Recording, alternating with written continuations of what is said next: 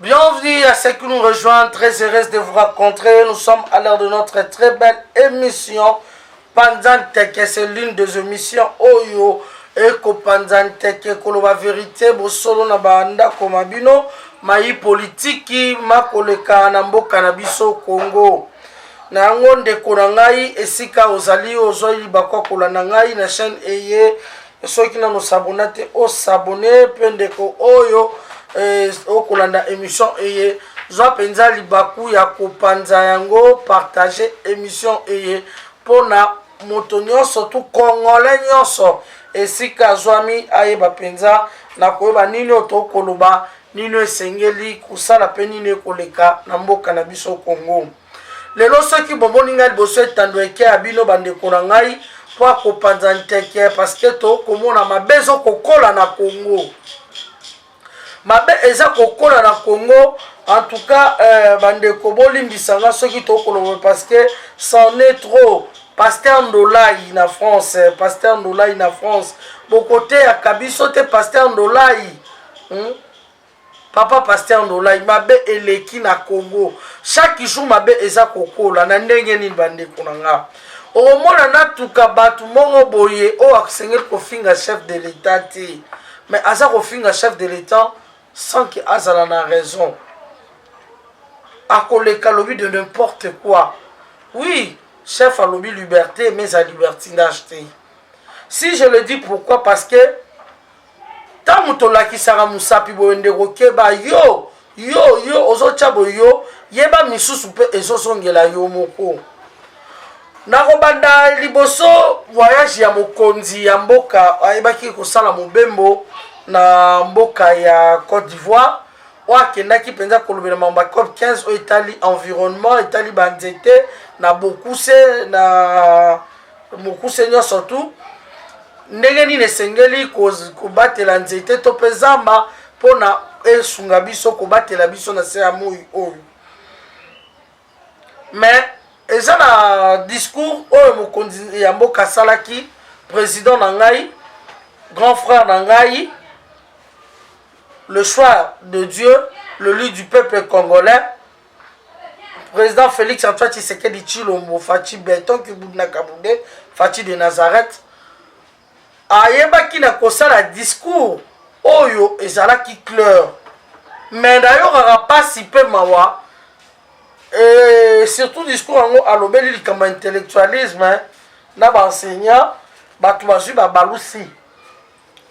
babalusi tangu totanga na kelasi toyebaka ke na grammaire si je me trompe pas ezalaka na ba phrase simple il y a des phrases composées ezali na sujet base complément etc.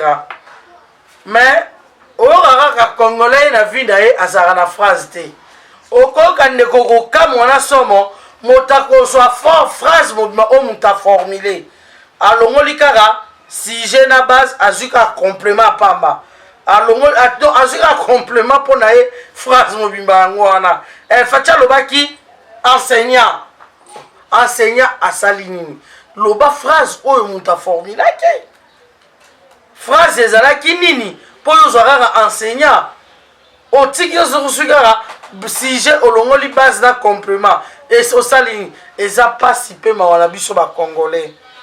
Il y en a la plupart, il faut voir des formations et informations comment batubazo ko bebisa marambo mokonza mboka lobi. Je vais commencer d'abord par répondre ça et je vais répondre le reste après. Pourquoi Boliko déformer maloba ya mokonzi ya mboka? Attendez mes frères et sœurs. Félix Aza notre frère. Félix Ambandana bisote.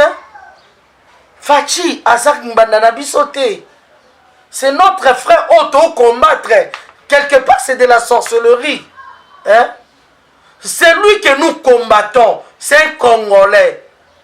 Mais Tozoko Koumisa ba étranger parce que asomela yo kiacha IST asomela yo alakisa tika oyibaka apesa ko opportunité moko oyiba na vie donc eloko malonga mon bapesa yango wana en tu valeur nkolokola yo mais ozo préféré oboma famille na yo bande kutozonga biso bato mitu na biso ekenda puis conscience Conscience. Moi, je me demande si conscience est kidnap. C'est normal parce que, babi, conscience, c'est l'âme. L'âme, c'est le Saint-Esprit. Parce que nous sommes tous dans le Saint-Esprit, tous en âme. Je comprends. Et belé mandela bokota. N'aime te ça que bon, ça reste une conscience. Parce que, moto normal, oh, a na conscience. Conscience, bako sa kayete. Ata olali obundani ndenge nini okozonga na ye azalaka pema ato tchekwiti ya ndenge nini conscience azalaka à prison. Le président sur l'a parlé na Italie enseignement. Le président a dit vrai. Oui, il n'a pas menti. Dites-moi si aujourd'hui na ba programme autoza na ngo enseignement il y a ba programme et enseignement toza na ngo lelo ba kotisa programme et environnement na kati. Exactement. Il a dit ça. Namboka na ngai programme obatangi sarangote parce que matière ezate. Matière otoza na ngwana depuis 1974. Yona nga totangela ngo d'abord ba parents biso bana na biso pe bana na biso zo continue otangela ngo. Est-ce que vous trouvez ngo normal?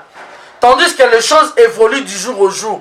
Tu as vu qu'à les arènes à 9 planètes, mais aujourd'hui il y a des milliers de planètes. Oh biso batangi sa biso ba milliers de planètes on biso ba oh parce que to lukaka tozo ko se cultiver tozo luka ko apprendre aux amours à civiliser ko luka ko se cultiver na bandenge na biso internet yango payer au côté tozo luka o sa ba recherche na ndenge na mais on batangi sa biso tiro bazo tangi sa bana na ba classe programme il y a 9 planètes nana bi teke za tozara na 9 planètes. Mais aujourd'hui le monde évolue, nous avons de milliers de planètes. Nous avons de milliers. Mais ce que programme, autour du monde, le soleil s'élève le soleil s'élève à l'est et se couche à l'ouest. Zorabana lelo, ma classe, yo tangango, papa bina tanga, maman bina tanga, yo tangi bana perte récitation dans ma classe. Ma classe est bien jolie. Elle a une porte et des fenêtres, beaucoup de bancs et des jours. Les matins, elle est ouverte. Est-ce que c'est l'eau innové? Qu'est-ce qui ne change pas? Programme, éducation, et ça qui y a kokufa. Baboma qui enseignement. Enseignant ba futa kaete, enseignant na ko futa mamala mute, enseignant classe et koufa. Si réellement si le président a tort, qu'est-ce qui est pour que Moudi Bokena Osani doit enseignant? Il y a eu des moments, il y a plusieurs grèves. Au moment où Rotangi Sate, enseignement Zakasu Mala Mute na Congo. Enseignement Zakasu qui te côté, surtout dans l'école à l'État. Parce que Mbozo réclamait la foot arabinoté. Moudi Bokena a réclamé salaire Tilelo. À moins qu'il va répondre à ne pas chef de l'État. Actuel Nazoyo Kama Baitino à 30%. Salaire peu beaucoup de reçoit un amir. Bande Konanga Tozonga Batu. Enseignement Yakala depuis 74. Tilelo. Programme ils ont changé. Et ça, l'inspecteur Moko, je vais même oublié son nom. Un jour, à Meka Kobimisa, et le Kouana, pas Mekanan ko bouger programme. Et les cas inaperçus, Moutoumora Yamaka Zakite, ni ministre et PSP, Moutou a considéré Yazate, Tilelo cet inspecteur-là. C'est honté. Chef de l'État, Soka Lobili Kamouez a vrai beau extrapoler Ango, Bolambi Ango Nandenge Yamabe. Mais Torbongi Samboka Yango Nengeni. Lui-même, si le chef reconnaît qu'enseignement est Zamabé, ça veut dire Torbongi ça. On va finir par enseignant. Va finir bidon de Guinée. Est-ce qu'il a fini des imbéciles, des idiots? Non. Injure les Aranim. Injurier bidon, il a dit vrai. Oh, en sous défense, oh, par laquelle le bon ambo kabapaya. A lobby, parce que le programme Wanda Nabani Nabiso est Exacté. Exacté. Mais le loboye, beaucoup extrapolé maloba chef de l'État, bobo sani qui a vérité, et ça neuf bosolo, o sengeli, to bongisa, to bimana berreur, to liboulouana. Et abino vérité et comment, so il va lobby l'abino vérité, donc, et ça quoi insulte, to injure. Pourquoi vérité comme insulte, to injure? Pourquoi? Et ça pas si peu ma wabande konangai, to changer. Et surtout, la reçoit point honnête que on va finir par enseignant lelo na ba professeur oui lelo élite ya Congo eza kokufa. Nous n'avons plus des élites au Congo. Ba corrompre bango ba teki mboka batasoni. Les élites à Congo batasoni l'intellectualisme à Congo. Ba intellectuel ba teki mboka na papier na big. Ba intellectuel ozotala net juge Dieu donné. C'est un juge muto atangi. Mais ba corrompre et pour na mbongo mboka bo. Donc ba commissaire moyibi na kimukolo. Vous vous rendez compte? Et moi na nina kozosko ndakisa za lokola juge Dieu donné. Moi na nina ko sepela ke nonga naza ndakisa na ngai na sepela idéologie na za lokola boshab. Non, c'est un voleur. Ayi bambonga snel. Aïko comme président de l'Assemblée, aïko comme donc, basana expérience modèle ici sous Congo ça sous un modèle au batoko c'est pour la baronne intellectuelle et surtout ses professeurs. Basa sous un modèle té. Barnéomi Moulani anani surtout ba professeur des universités. Oyo les lobos basa sous modèle té pour la corruption. Yo roté ya siko banani na 4 classe. Ba valeur d'une ko inculquer biso ba étudiant. Ba valeur ni ko inculquer ba na classe o kotalisa bango nini po boko ya mboka evande pa na bino na maboko na bino de professeur bino ndefo botangisa ba na révolution botalisa ba na patriotisme botalisa ba na o ezali ba valeur mais bino moko de professeur des universités ba bazo corrompre bino na yebite le mot qui me manque ya kotia bino nesika na de corrompus et non seulement de corrompus mais aussi et surtout que de voleurs. Donc vous avez volé dans la caisse à l'État.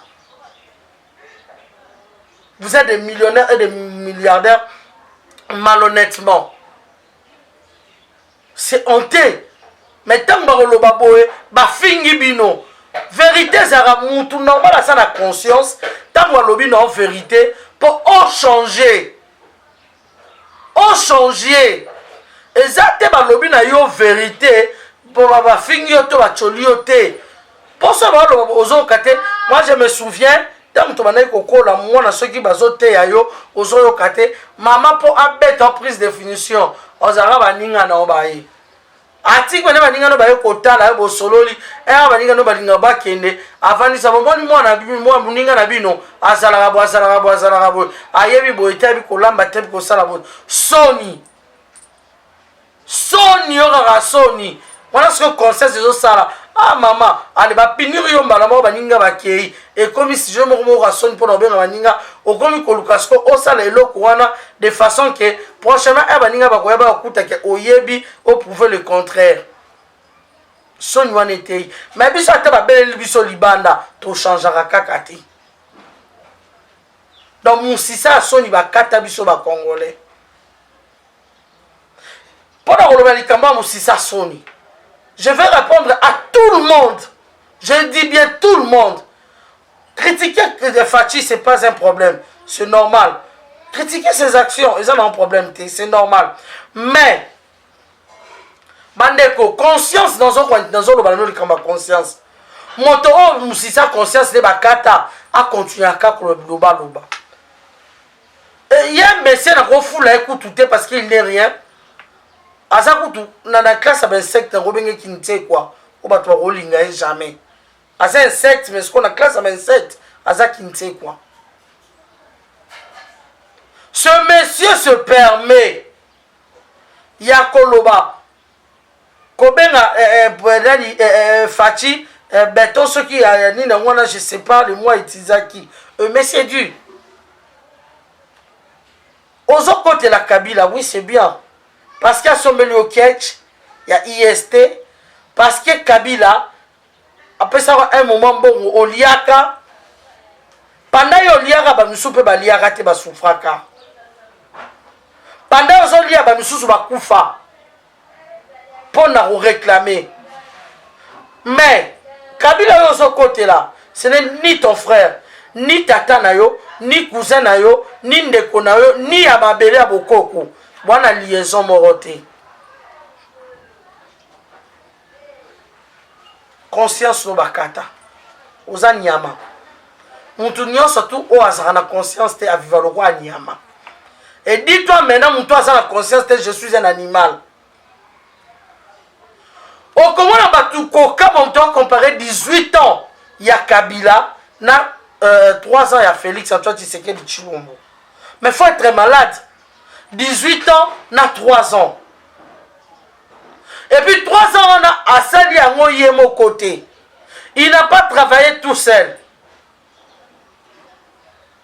3 ans, on a travaillé dans la Kabili Nakati. On va sali que, basala chantage, échec, makamounion, surtout comme un. Mais ce qui m'étonne, Bakabili va jusqu'aujourd'hui. Parce que coalition, ils ont obligé toi na bazala. Bazala majorité. Na ba poste nyon surtout ceux qui tokia ba gouverneur. Banan bazala qui sur 26 provinces. 25 ba tapé perdre des incompétents. Au-dessus de million de pouvoir ya Fachi. Kabila réclamé qu'il y a une compétence na bango. Et est-il le pouvoir ya Fachi ba tapé perdre. Ba prouver le contraire te. To kanisa ila msusu par Kabila bandoko sala encore pour Azaki le non traité. Mais tellement que vous avez incompétent, vous avez une incompétence, on a-t-il le pouvoir à Fachi, et puis vous commencez à crier. Il faut avoir honte, vous n'avez pas de conscience. Vous qui criez.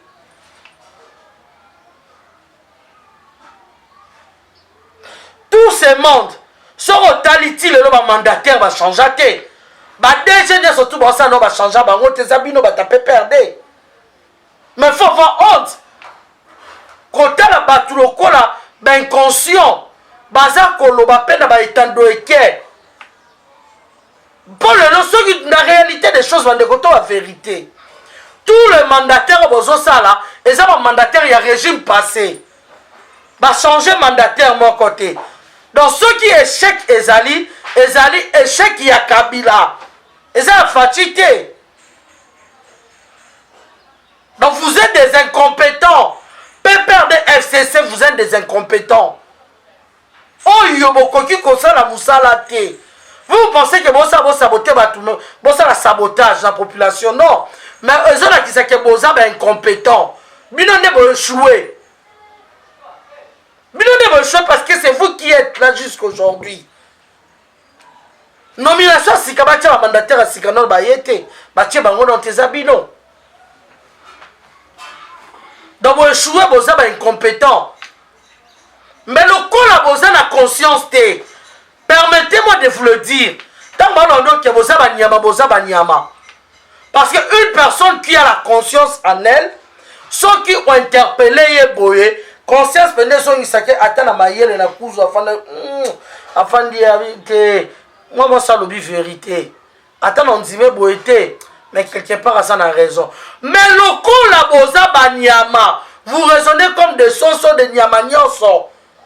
Conscience, ça rallie sous-souté, ou si c'est la conscience, katabino, c'est la raison pour laquelle vous continuez. Il y a koluka, babé la rangondine. D'abord, vous avez raison, pour se défendre. Bonne conscience, dans la vie, qui a conscience. Vous avez échoué. Prenons le cas tel que le cas aujourd'hui, Bandeko. Et bisope population. Fachi, ango asali nini. Les lobes, je vous explique, mes frères et sœurs. Il y a des ministères. Il y a économie ezali, il y a finance ezali, il y a ceci, là. Mais ce qui est le ministère wana, au retour la tala batebele. Ba membre basé belé. Ce hôtel bateau basala, on a surtout un secrétariat général basaba affecté, etc. Moussala ni basala ke banarate. L'essentiel agent matricule cause à l'état fanananda. Conscience ezate.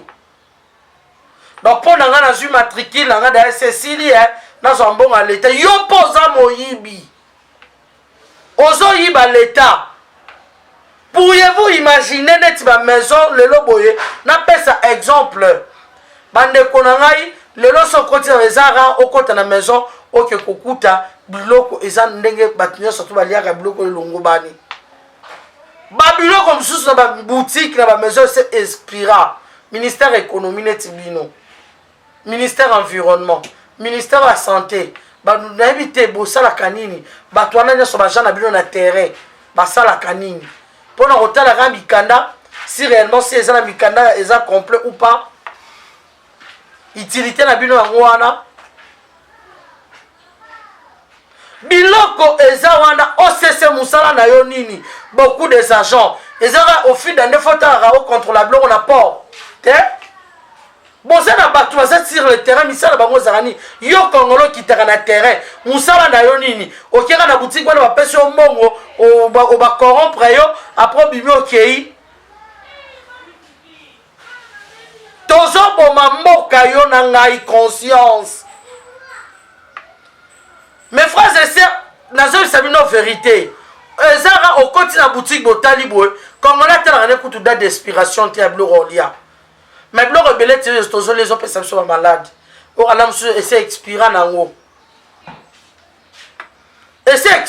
neti toke mosika te metro oyo ezalaka na lemba awa metro natina mwana ke kosomba kaka crème apamba mwana tali te date d'inspiration ya nango tofungola boye nasala bamousse ebimisa bamousse sola kompola ya ngai kabi koma eske bakoki kotekela bato biloko ya boye malgré bachange ngai mpona mwana bachange et l'autre oyo akoya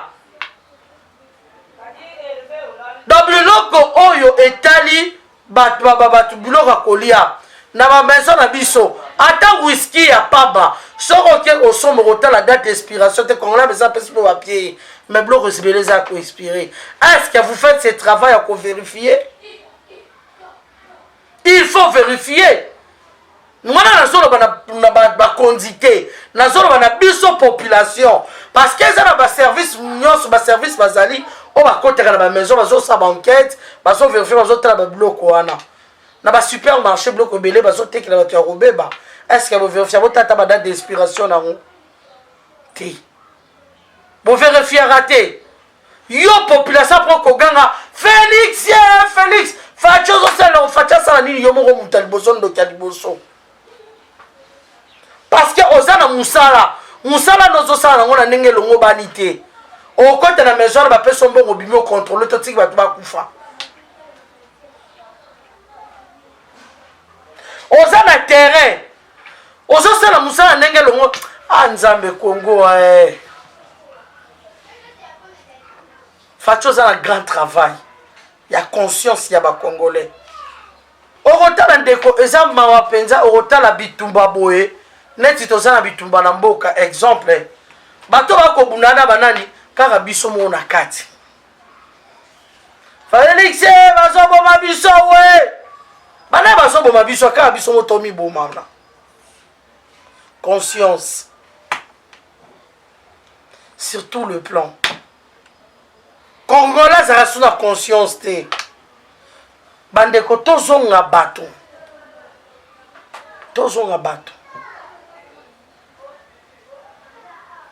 conscience ezala lisusu te et moi d'après moi je pense bel et bien que il faudrait mokonzi ya mboka akomata lokola mayo to mao to jo coréen okomone nani ndeko songa koma coréen Kim Jong-un akoma lokola ye po Congo to bandana kozonga na mutu po mitu na biso tamona kwa tokoma ba sardine donc nyonso etikala na Maroc banzoto na biso ndenge teza le tepa kabo eza kitoko te oyo kalika eza anormal mais na Congo comme normal donc baluso na 6 baluso na 9 oh bino ndo te mais likambo vraiment elle qui la bino et puis bato ça les ils s'en foutent mais elle qui nango oh est-ce que c'est normal?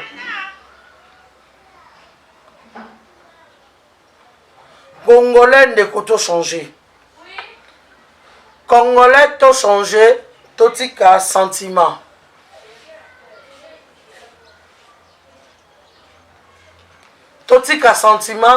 totika motema mabe ozo ko animer biso yozo kanisa ozo nuire mboka ozo nuire Félix nzoko ozo ko nuire yo moko. Les hommes politiques viennent que pour leurs propres intérêts. Bayaka na l'élection ba pesa biso ba maputa ba pesio mama liputa ba pesio soso biloko lié. Aujourd'hui après combien de temps? Conscience exacte au soso laté. Que mon temps zo ko utiliser nga. Nga nem na commissaire riche nga na tika la pauvre. Conscience. Député ya kosikosio. Na kolobela na paso yo ba lobelo panal. Et na nga na bossa na sans qui na répondre papa Molière na Peter Chan. Dans la mission à Bino, oui, c'est bien. C'est bien. Nalandi. Mon frère Peter Tchanik, parce qu'il est un Congolais, c'est bien. Bah, fournir la télévision. Félicitations. Nathan Rachel, on peut mingi, on a un débat, on peut trop. On a une mission, on mingi. Mais, papa Molière, à lobby, et là, on a CK. Et Michel Peter Tchanazo qui s'abi yoza qui kolia na kingaka titi. Abi nazala qui yora réponse à Molière abi nazala qui tu chouchou ya Kabila. Na ya qui tu choucha Kabila ndo simba ngaboy.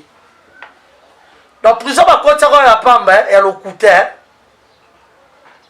Pourquoi ta prison c'est moi ezara lokuta pour anda lobe la vérité. Et ba kota prison abimiso obaluka na loba sous vérité ti. Yo ko ma chouchou ya Kabila. Mawa la population et ça là qui ont confiance. Bah eba quitter Gozara chouchou ya Kabila. Non le va voter massivement.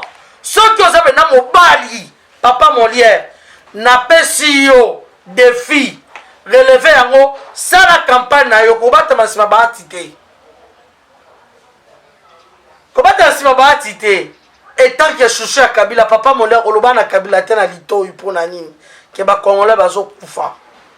Papa Molière au salaka nini pona Congo tandis que Congolais azaki kokufa na nzala nzala oyo li ko extrapoler lelo Félix Mutasali yango pour lobi ke lelo kozo sala maté ba ministre na ba député bazali na ba mandataire bazali ba DG mais ça ba DG à Kabila papa Molière vous oubliez tout hein et ça ba DG au sala na bango na ba changer ba mandataire te papa Molière na répondre yo. Pour jusque là, va changer ma mandataire, va DG va changer et ça va au bureau botikaka. À tout le monde PC à ti le long national. Non le molai. Moi t'es que fois courant fois papa Molière. Donc bozan na fois papa Molière. Vous échouez à 100%. Hein? Ce n'est pas fatigué.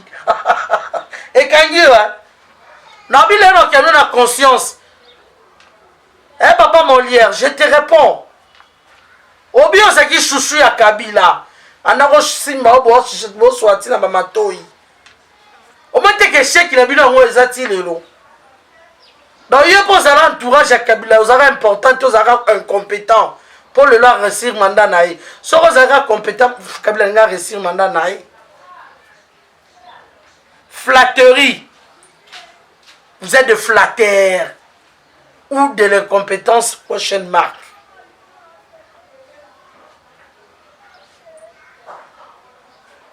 Comment est-ce possible de comparer papa Molière étant que chouchou à Kabila? Au comparer 18 ans à Kabila, na 3 ans à Kabila, ya Fati. Kabila na 3 ans à Sarana Bamoboutiste, n'a posé question là. Est-ce que Joseph Kabila ne connaît surtout répondre na 3 ans naïe à Sarana Bamoboutiste? Au contraire, Bamoboutiste est sur Bakimaka depuis l'époque à papa naïe. Bakimaka, il a travaillé seul. Na ba kabiliste.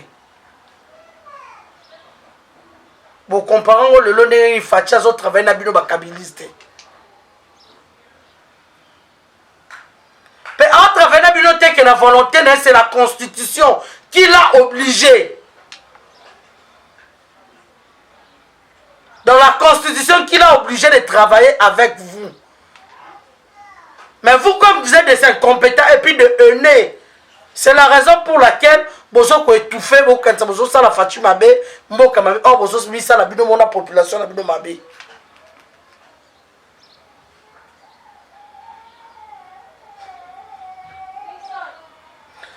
Bozalaki ba chouchou ya Kabila. Papa Molière ozoloba na ngai ke na émission oyo ozoloba yo na Peter Chani. Olobi ke to sala susuni un député. Sko ba ministre wa sana bango te.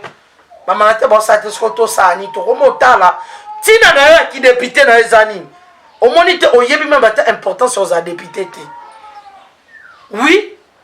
Molière oyebi tina kozala député te. Moi, à propos, il y a député. Papa Molière, merci. Voilà des retours sur ce plateau.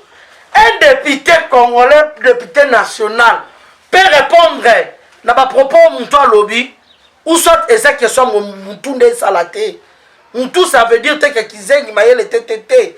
Ayebi o yazalite. Ayebi o Sengela Salate. O to ben incompétence. Mais Azawana comme député national. Tina ki députation na yo ezani ni Papa Molière. Interpeller ministre au monazo sala musala te. Bano kota motion ezala raté, ni nezala raté. Yo zakana ka koseka na koseka. Qui sont pour Moko Lali? Qui sont pour qui s'abstiennent? Nyo surtout Moko Lali au ronflé, Papa Molière, c'est ça être député.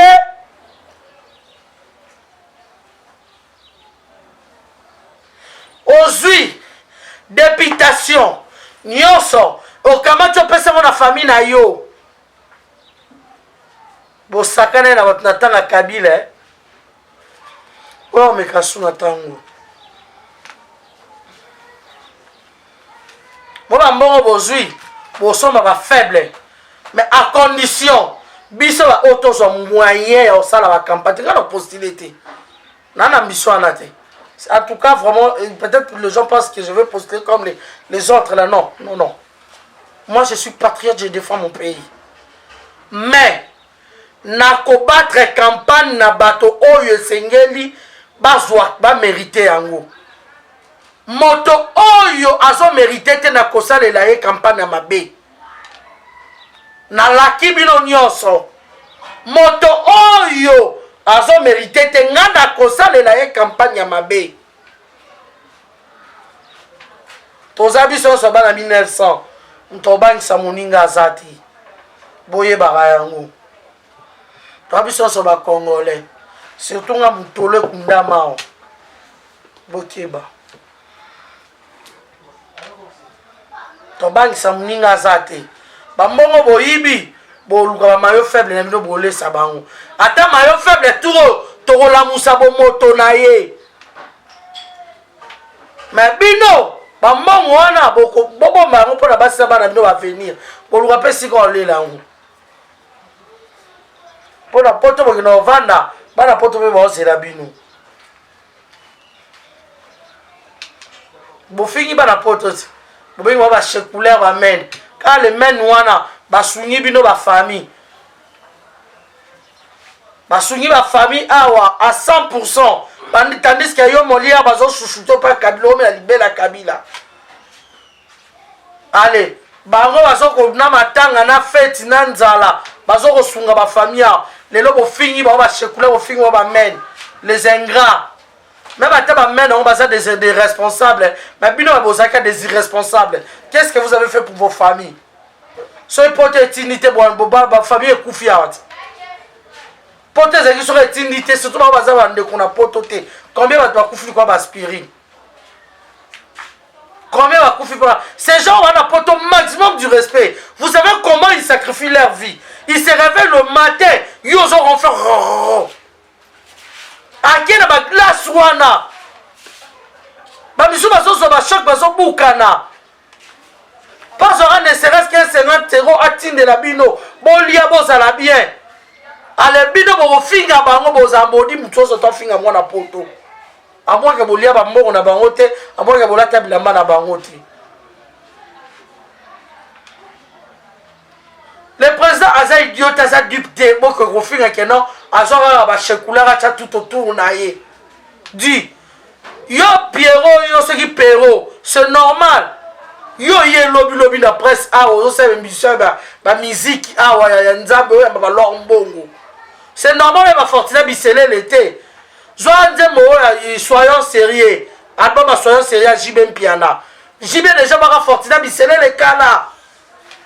Na personne devoir. Genre soyons sérieux yoka. Au point lobby na répondre yo. Obita Fortina Bisele ndani sous yeba ki na Congo. Ba yo yeba lobby. Nana yeba ki ejiba yeba ki ayemba yi. Ayebi point na yi. Skota mtokwa binada mabwa kayo. Pierrot ti okufa lem sou binada mo yebi ote. Obo ara opete. Oza niveau binada mtoza niveau assez. Ya orchestre ya simanda wa manzanza. So binada mabwa kayo. C'est koza nani?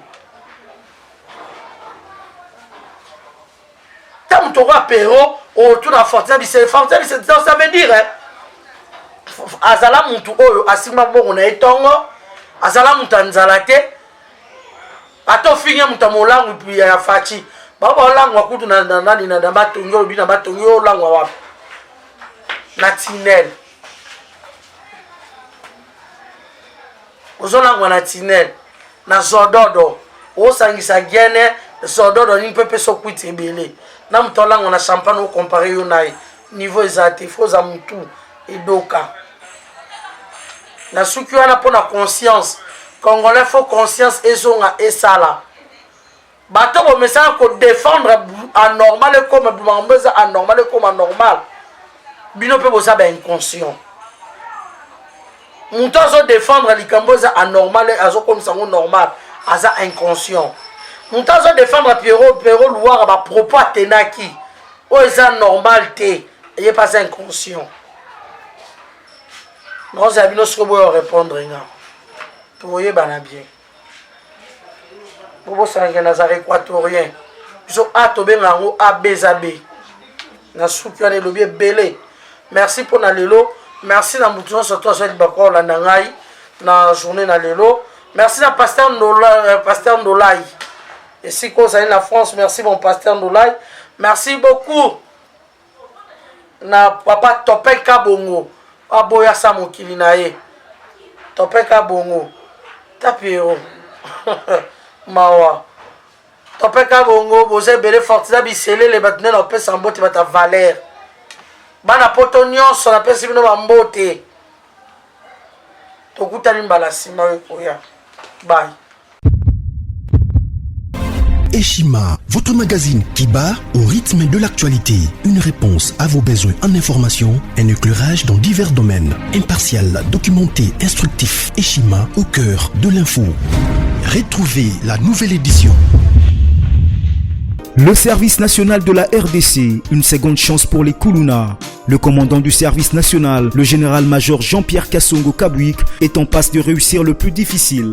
La conversion des délinquants juvéniles appelés Koulouna en bâtisseurs de la République. Jean-Pierre Kassongo Kabouik a réalisé des avancées notables à la tête de ce service qu'il occupe depuis juillet 2018. Ce jeune délinquant, presque indomptable dans le rue de Kinshasa, ont finalement été maîtrisés au centre pilote de Kanyama KCC. À ce jour, ils sont endoctrinés et formés à rendre service à la nation, à devenir utiles pour le pays. Au total, 2000 anciens Koulouna devenus aujourd'hui bâtisseurs ont perçu leur premier salaire après une période de 14 mois de formation dans plusieurs domaines, notamment la maçonnerie, la menuiserie et autres. Cette étape a concrétisé la volonté exprimée par le chef de l'État, Félix Tshisekedi, qui prône une autre méthode plus humaine pour l'encadrement de ce jeune brigand urbain et leur réinsertion sociale. Cela à travers la formation pour servir de main-d'œuvre au profit de la République démocratique du Congo. Dans un long entretien accordé à Eshima Magazine, le général-major Jean-Pierre Kassongo Kabouik explique le retour 4 ans après de la production agricole à Kanyama KCC. Dans cette interview exclusive, le commandant du service national égrène les réalisations de cette structure qui revient d'une longue léthargie. Il évoque l'expérience des cantines militaires et policières et révèle que son service paramilitaire mettra bientôt ses cantines à la disposition du campus universitaire en faveur des étudiants. Focus. L'équipe Mwakadi fait exploser le compteur. La DGI dépasse 200% des recettes fiscales au mois d'avril 2022, soit le triple réalisé en avril 2021. Une performance historique jamais réalisée au sein de cette régie financière. À lire également, les FARDC progressent de 5 places au monde selon le classement établi par Global Power. Analyse de l'état de siège décrété depuis 1 an dans les provinces de l'Ituri et du Nord Kivu. Découvrez également plusieurs autres sujets à lire dans ce nouveau numéro. Retrouvez l'intégralité du magazine Eshima dans les kiosques. Eshima Magazine, un nouveau standard d'information.